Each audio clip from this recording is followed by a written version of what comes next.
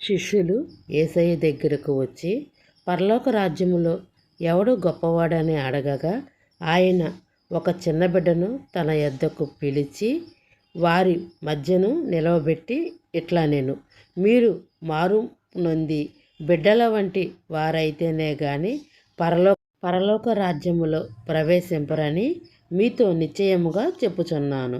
కాగా ఈ బిడ్డ వల్లే తన్ను తాను తగ్గించుకునివాడెవడో వాడే పరలోక రాజ్యములో గొప్పవాడు అని ఈ బిడ్డ వంటి వారుగా మీరు ఉండాలి అని యేసయ్య చెప్తారు.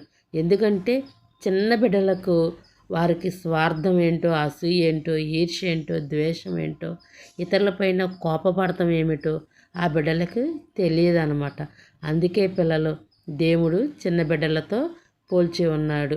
శిష్యులు ఎవరు గొప్పవారు అన్నప్పుడు యేసయ్య బిడ్డల వంటి మనసు కలిగి మీరు ఉండండి అని